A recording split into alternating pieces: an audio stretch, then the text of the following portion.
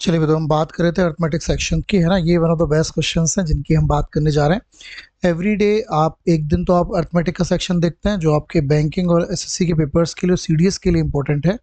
और दूसरा जो सेक्शन देखते हैं वो एडवांस मैथ्स देखते हैं जो आपका एसएससी के एग्जामिनेशन और सीडीएस के लिए इंपॉर्टेंट है। इनको ध्यान से देखिएगा, ठीक है ना। फिर ये नहीं होना चाहिए कि ये नहीं आया और वो नहीं आया, कैसे इनको करना है, क्वेश्चन को अच्छे से देखिएगा, ठीक है। बढ़िया से इनको क्वेश्चन को समझना है, क्योंकि आपका जो पेपर है उसमें बहुत सारे क्वेश्चन इसमें से लगने वाले हैं। और आपको एटलीस्ट बहुत शानदार कॉन्सेप्ट आप डेवलप कर पाएंगे। कैसे करना है, क्या करना है, ये बात आपको जाननी है, ठीक है ना। तो चलिए स्टार्ट करते हैं सेशन को, ठीक है। अगर आप पहली बार हैं चैनल पर तो बिल्कुल आप सब्सक्राइब कर सकते हैं। अगर आप पहले से देख रहे हैं तो लाइक मार दीजिए फटाक से। स्टार्ट करेंगे सेशन को और अच्छे से चीज़ों को समझेंगे, ठीक है ना। ओके। तो हमने बहुत सारे क्वेश्चन किए थे, ठीक है ना। हम यहाँ से स्टार्ट करेंगे। तो ये पहला क्वेश्चन है आज के दिन का, इसको पढ़ेंगे और जरा देखेंगे कैसे करने वाले हैं, ठीक है। पढ़िए। तो क्वेश्चन आपका एक ड्रम है जिसमें ब्लेंड ऑफ 3 केमिकल्स हैं PQR, उनका रेशियो है 3:5:2। Okay. 30 litre of this blend is removed and then 12 litre of chemical P and 8 litre of chemical Q pour. Pour का मतलब डालना होता है। Resultant quantity of chemical Q is 20 litre more than the resultant quantity of chemical P। Okay. तो initial total quantity of mixture in the drum पूछी है। सबसे पहले एक चीज को समझना जरूरी है ना, कि ये जो रेशियो था पहले PQR का, वो देखिए जरा। PQR का वो जो रेशियो था वो था 3:5:2। स्टेप बाय स्टेप काम होगा। सबसे पहले आपने इसमें से 30 लीटर निकाला। जब आप इसमें से 30 लीटर निकालेंगे ना, तो 30 लीटर इसी रेशियो में निकलेगा। तो अगर आप इसमें से 30 लीटर निकाल रहे हैं तो 5 6 7 8 10 यूनिट की वैल्यू 30 है, तो 1 की वैल्यू कितनी आ गई, 3। तो इसमें से 9 निकल जाएगा, 9 लीटर। इसमें से 15 लीटर निकल जाएगा दूसरे वाले में से, और तीसरे वाले में से 6 लीटर निकल जाएगा। समझ आ रहा है आपको। पहले वाले में से 9 लीटर, दूसरे वाले में से 15, तीसरे वाले में से 6। यहाँ पे आपको कुछ वेरिएबल मानना पड़ेगा, है ना। ऐसा तो नहीं है ना 3 में से 9 कैसे निकल जाएगा, लेकिन वो वेरिएबल है तो कुछ भी वैल्यू हो सकती है। अब आगे बढ़ते हैं। यहाँ तक हमारा खेल खत्म हो गया। 12 लीटर केमिकल पी आपने डाल दिया, तो 12 लीटर केमिकल पी में जाके जुड़ जाएगा। तो इसमें 12 लीटर आ गया। और 8 लीटर केमिकल क्यू आपने डाल दिया और 8 लीटर इसमें जाके जुड़ जाएगा, ठीक है। आपने सी आर के साथ कुछ नहीं किया, ठीक है। तो यहाँ से अगर देखा जाए तो जो फाइनल वैल्यू जो बनी यहाँ पर, अगर मैं पी की बात करूं, तो 9 लीटर निकाला आपने, 12 लीटर डाला, तो बेसिकली 3 लीटर आपने पोर किया। तो यहाँ पर जो फाइनल क्वांटिटी आ गई पी की वो 3x+4 आ गई। 15 लीटर निकाला, 8 लीटर डाल दिया तो 7 लीटर निकल गया।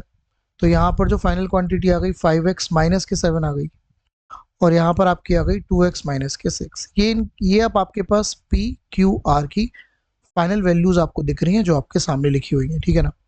अब क्वेश्चन पूछ रहा है, हाँ दे रखा है क्वेश्चन ने, if the resultant quantity of chemical Q is 20 more than the resultant quantity of chemical P। अब Q की जो वैल्यू है वो P से 20 लीटर ज्यादा है, तो मतलब Q माइनस P की वैल्यू आपको 20 दे रखी है। Q की वैल्यू है 5x-7 और ये है आपका 3x+4। अब इसका सॉल्यूशन बना लेते हैं। तो 5x में से 3x जाएंगे 2x, और ये माइनस माइनस आपका माइनस के 11 हो जाएगा, है ना। 11 ही होगा, कुछ और होगा। -7 और माइनस, ठीक है, माइनस के 4। हाँ तो ठीक है, x की वैल्यू ही आ जाएगी, है। कुछ गड़बड़ हो गया कहीं पे। 30 है, ठीक है, ठीक है। 12 लीटर आपने पी डाला, 8 लीटर क्यू आपने पोर किया, तो ये आपका कितना रहेगा, 3, ठीक है। ओ ये 3 रहेगा, ये गड़बड़ हो गया है। यहाँ पे 3 आएगा, है ना, ये गड़बड़ हो गया था। तो यहाँ पे ये 3 होएगा, तो ये 10 हो जाएगा, 10 इधर जाएगा, तो 2x की जो वैल्यू आ जाएगी वो 30 आ जाएगी, तो x की वैल्यू 15 आ जाएगी। ओके। अब क्वेश्चन पूछ रहा है कि mixture initially total quantity mixture in the drum कितना था। तो कितना था टोटल, ये 10x, और x की वैल्यू आपने 15 निकाली है, तो 150 लीटर आपका पूरा था। तो बढ़िया क्वेश्चन है ये, इसको समझो आप अच्छे से, ठीक है ना, तब काम बन पाएगा। शानदार तरीके से आपको इसको समझना है, तब बात बन पाएगी, ठीक है। बात क्लियर हुई। तो ये करना होगा आपको। तो ये क्वेश्चन रिपीटेड हो सकता है पेपर में, जिसको आपको जानना है और समझना है। चलें भाई आगे, चलो अगले क्वेश्चन की तरफ मूव करते हैं। अगला क्वेश्चन देखते हैं, चलो इसको पढ़ो, पढ़ो क्वेश्चन को ध्यान से। राहुल ने कुछ पैसे उधार लिए। Rahul borrowed a sum of money, SI पर चल रहा है 5% per annum for the first 3 year. तो 5% का जो रेट चल रहा है वो पहले 3 साल चल रहा है, 7% का रेट चल रहा है अगले 5 साल, और 9% का रेट चल रहा है पीरियड बियॉन्ड 8 ईयर। अच्छा, तो पैसा लिया था 10 साल के लिए, तो 9% का रेट चल रहा है पीरियड, तो 8 साल तो हो गए ना, तो 2 ही साल चला होगा फिर तो ये पैसा, क्योंकि टोटल तो 10 साल है ना। देखो 8 साल तो हो गए ना, 3 साल और 5 साल।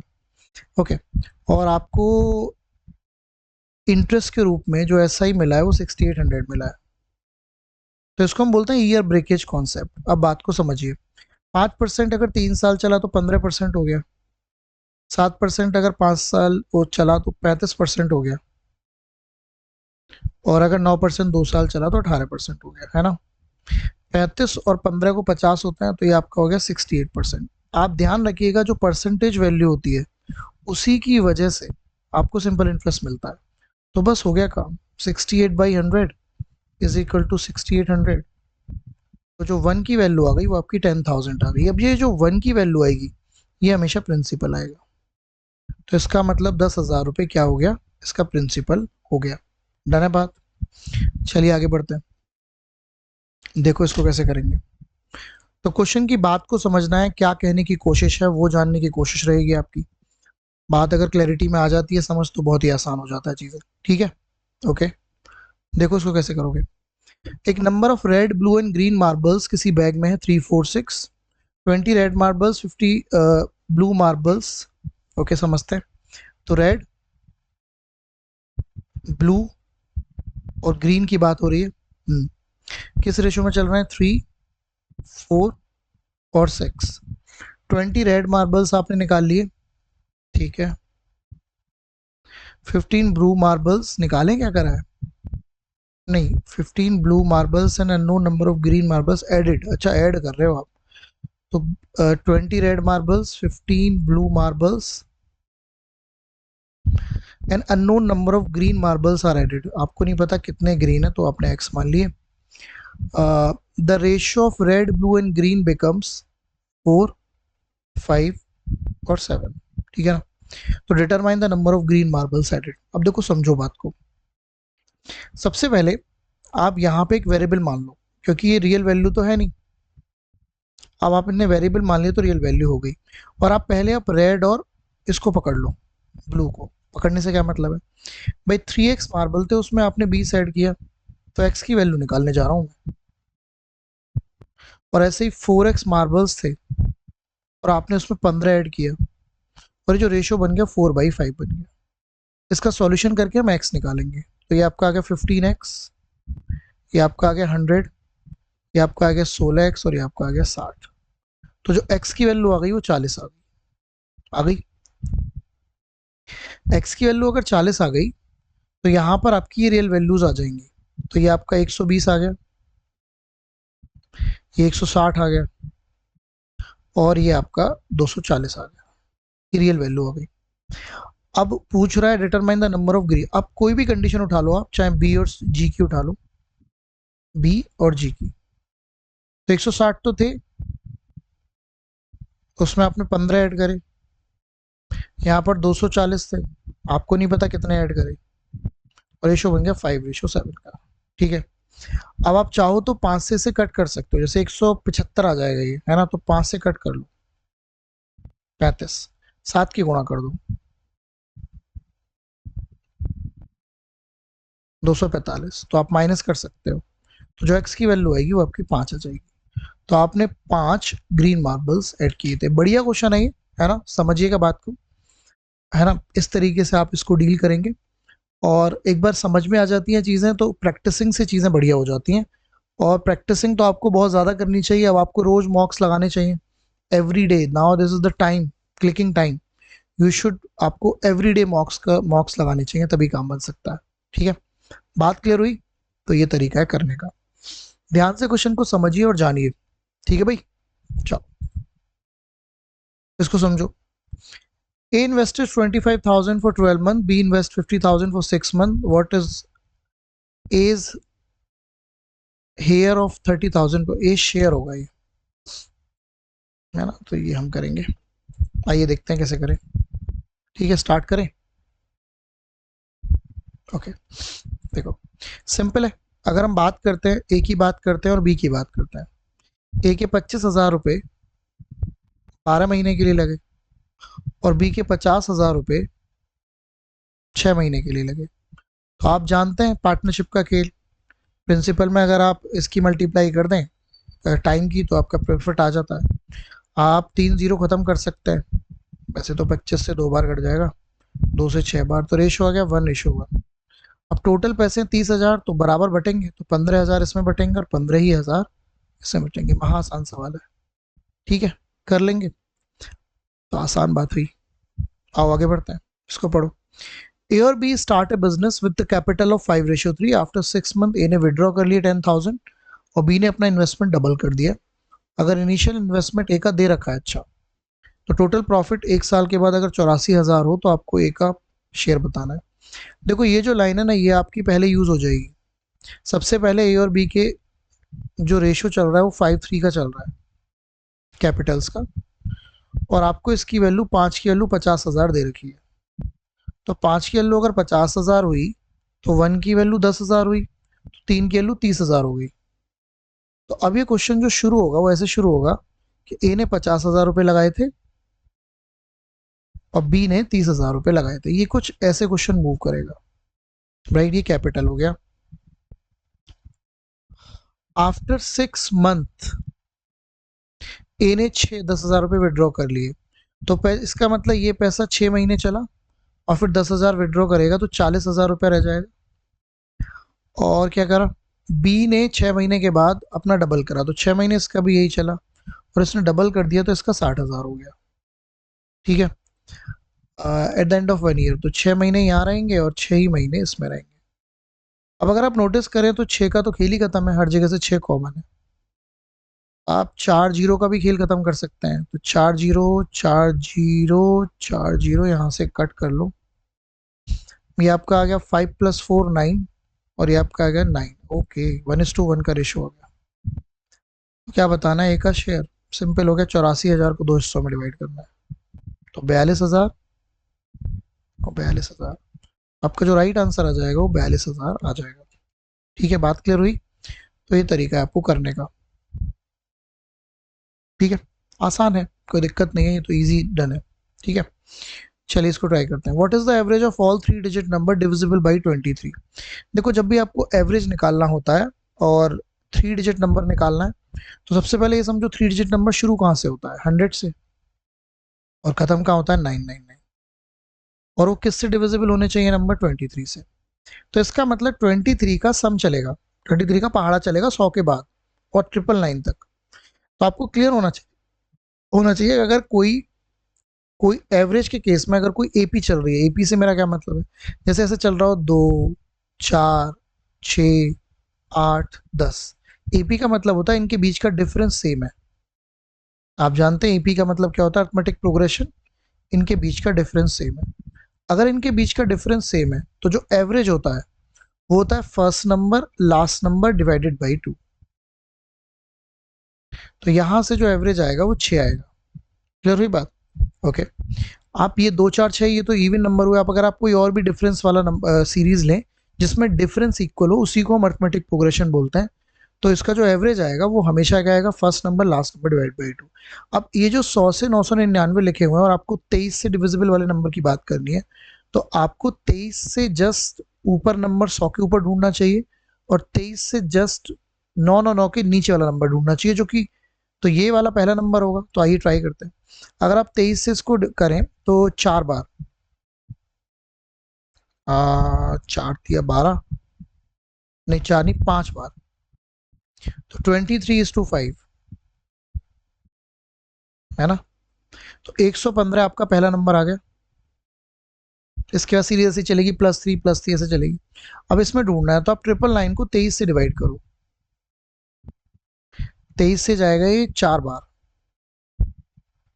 है ना, बच कितना जाएगा 79। अभी जाएगा 3 टाइम्स 69, तो ये 10 बच जाएगा। अब आपको कुछ इसमें मतलब इससे छोटा नंबर चाहिए तो आप इसमें से 10 माइनस कर दीजिए, तो ये आपका आ जाएगा 989।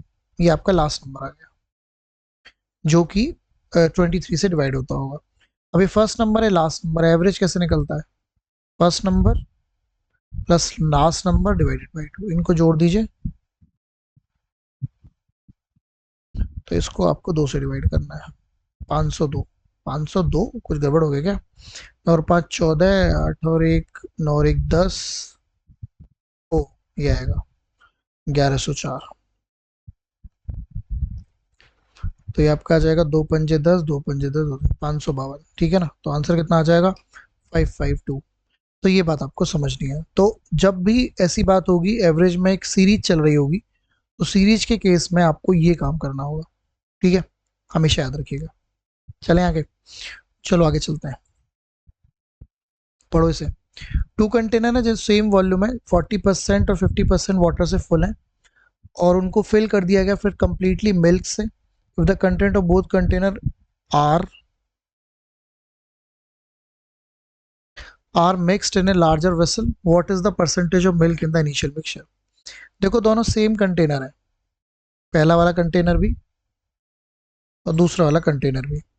पहले में 40% वाटर है, अगर पहले में 40% वाटर है और दूसरी क्या चीज़ है? मिल्क, तो 60 मिल्क होगा।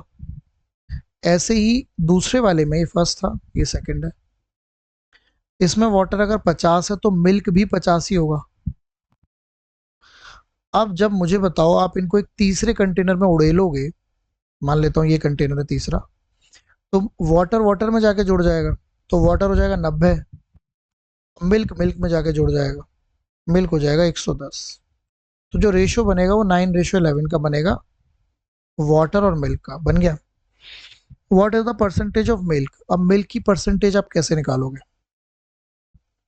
तो मिल्क की परसेंटेज निकलेगी मिल्क के पार्ट निकाल के। मिल्क का पार्ट आएगा 11 अपॉन टोटल, टोटल है 20, और इसको बस 100 से आपको मल्टीप्लाई करना है। तो जो मिल्क की परसेंटेज होगी वो आपकी कितनी होगी? 55%। तो that will be the right answer. Okay, done है बात? तो आप 3 कंटेनर भी हो सकते थे, तो अभी तो हम यहाँ पे 2 की बात कर रहे हैं, तो 3 भी हो सकते थे, तो 3 होते तो भी क्या परेशानी थी? तो आपको ये समझना है। ओके, चलो आगे बढ़ते हैं, इसको समझो। A stationery shop ordered 6 dozen red pens and some additional dozen blue pens. The price of red pen per dozen was 3 times that of double. Okay, तो well step by step करते हैं। Stationery ordered 6 dozen red pens, तो 6 dozen red pens हो गए, और additional dozen of blue pens।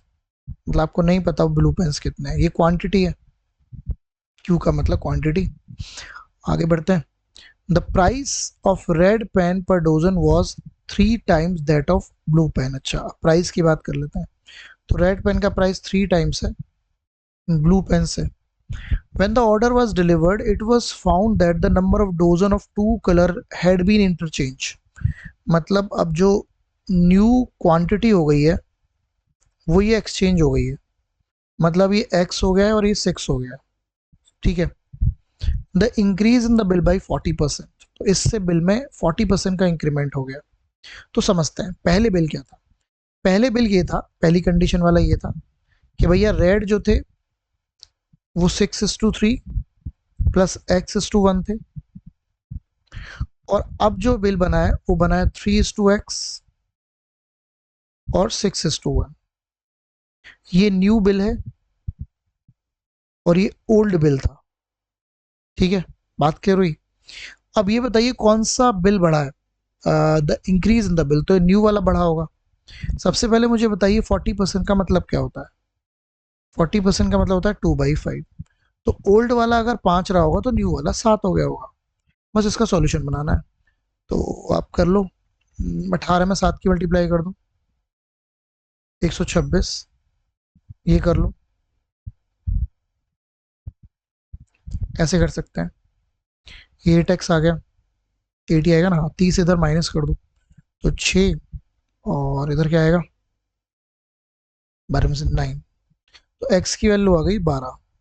आ गई, पूछ कर है द रेशियो ऑफ नंबर, अच्छा find ratio of number of dozen of red pens, मतलब रेड पेन्स, अच्छा number of dozen of blue pens, तो इन दोनों का रेशियो पूछ रहा है 6-12 का, तो क्या रेशियो आएगा 1:2, ये आपका राइट आंसर आ जाएगा। ठीक है ना, तो इस तरीके से आप इस क्वेश्चन को कर लेंगे। रिपीटेड क्वेश्चन है, आप ध्यान दीजिए इस पे कैसे इसको करना है। ठीक है, बात समझ आ रही है? चलो आगे चलते हैं, पढ़ो। A flower vendor bought 200 flower for 800, 20 flower withered and become unsellable. ठीक है, at what price per flower should he sell the remaining flowers जिससे कि उसको 30% का प्रॉफिट हो जाए। सबसे पहले ये बताओ मुझे, इसने 200 फ्लावर हैं और वो 800 रुपए के खरीदे, अगर ये खरीद के लाया होगा तो इसका सीपी होगा ये, कोई भी आदमी खरीद के लाएगा तो बेचने के लिए, तो डेफिनेटली वो उसका सीपी होगा। 20 फ्लावर विदर्ड, विदर्ड का मतलब होता है खर, मतलब मुरझा जाना, तो वो बिकेंगे नहीं ना फिर। तो 20 फ्लावर अगर विदर हो गए तो अब 180 फ्लावर ही बचे। और ठीक है, एट व्हाट प्राइस पर flower should he sell the remaining flower, ये रिमेनिंग ये है जिससे कि उसे 30% का प्रॉफिट हो, तो प्रॉफिट तो 800 पे ही लेगा ना 30% का। तो आप डायरेक्टली भी कर सकते हैं, 800 का 30% होता है 240, 240 आप इसमें जोड़ दो, 240 अगर आप इसमें जोड़ते हो तो ये हो जाएगा 1024, नहीं 1040 सॉरी, आप डायरेक्टली भी निकाल सकते हो। और बस आपको 180 से 1040 को डिवाइड करना है, तो एक फ्लावर की वैल्यू आ जाएगी, तो 1040 अपॉन 180, दो से कर लेता हूँ, पॉइंट्स में वैल्यू आई है, 9×5 = 45, 62 आ जाएगा, 62 आ जाएगा, तो क्या करूँ, 9, हाँ ठीक है, हाँ मतलब लगभग 5.78 इसकी वैल्यू हो जाएगी। ठीक है, कर पाएंगे, हो जाएगा, तो ये मुद्दा है। चले आगे, आओ आगे बढ़ते हैं। इसको देखो, खुद से भी ट्राई करो, क्वेश्चंस को पढ़ो समझो कैसे करना है क्वेश्चंस को, ये इंपॉर्टेंट होगा।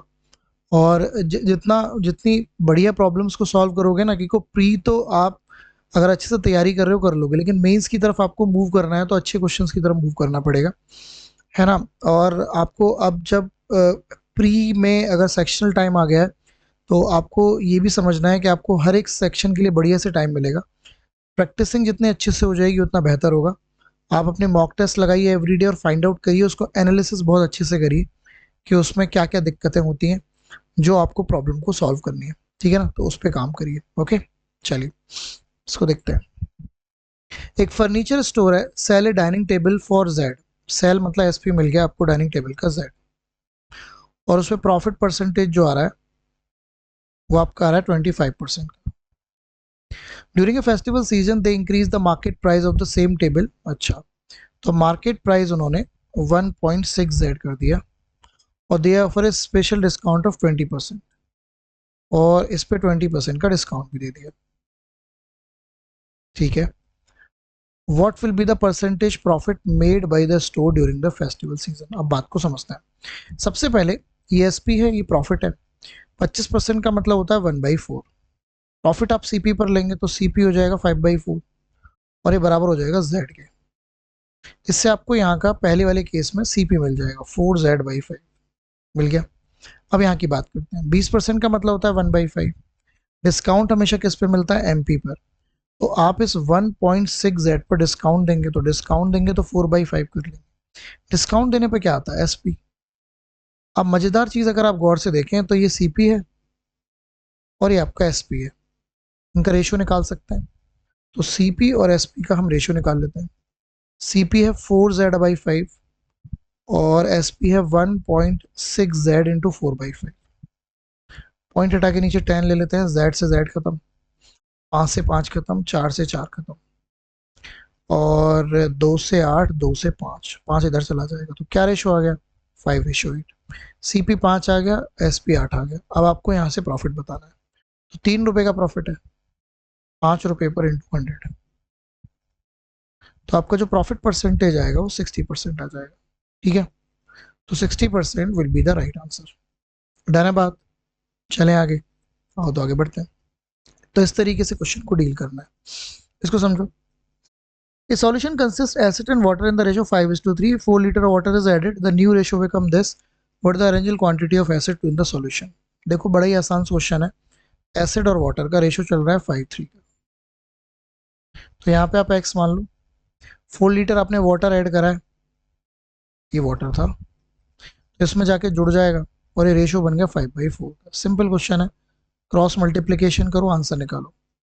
ये 20x आ गया. वैसे तो 5 से 5 कट कर लो, तो ये आपका आ गया 4x,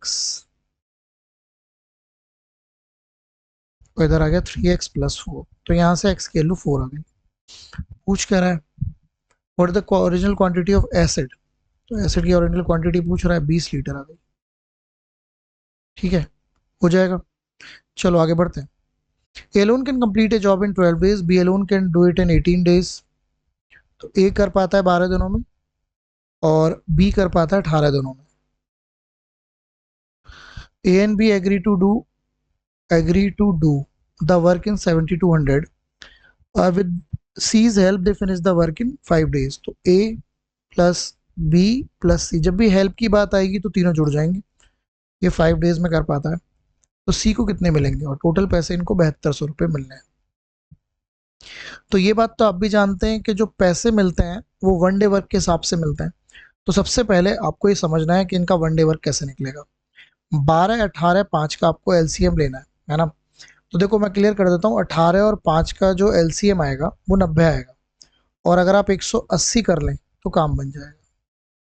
12 से करते हैं तो ये 15 वैल्यू आ गई, ये 10 वैल्यू आ गई, और 5 से कर लीजिए 36. सॉरी, अब आपको सी की वैल्यू निकालनी है. तो सी की कैसे आएगी, 15 और 10 कितने होते हैं, 25. 36 में से 25 माइनस कर दो, सी की वैल्यू 11 आ जाएगी. अब ये जो आपको दिख रहा है ना 15, 10 और 11, इसके हिसाब से पैसे बटेंगे, और टोटल वर्क है पैसे के हिसाब से. टोटल जो यहाँ पे कंसर्न है 36 यूनिट का है. मतलब ये समझो 36 काम के 7200 रुपये मिलता है. पैसे हमेशा वन डे वर्क में बटेंगे, और ये है वन डे वर्क. तो 36 से आप इसे काट लो तो वन की वैल्यू 200 आ गई, और आपको पैसे देने 11 के. तो 2200 रुपये आपका राइट आंसर हो जाएगा. ठीक है, कर लेंगे. तो ये मुद्दा है जो आप आपने समझा. ठीक है, कैसा लगा सेशन मुझे बता सकते हैं आप कमेंट करके. How you feeling about it, कैसे आपको चीज़ें समझ में आ रही हैं. भैया सही से सोचो, दिमाग में डालो, तब काम बन पाएगा. ठीक है ना. आप जब तक सोचोगे नहीं ठीक से, तो ऐसे ही सोचते रहोगे. बढ़िया से सोचो क्या पेपर टारगेट करना है, तभी तो काम बन सकता है. ठीक है ना. अननेसेसरी मत भागो, और उसके बारे में पूरा समझो, उस चीज़ को क्लैरिटी में लाके समझो, तब पेपर निकलता है. ठीक है ना. चलिए मिलते हैं अगले सेशन में. आपका ये अर्थमेटिक का सेशन हुआ, कल हम आएंगे एडवांस के सेशन के साथ, जिसको हम बढ़िया से समझेंगे. ठीक है ना. चलो, all the best, take care, bye bye.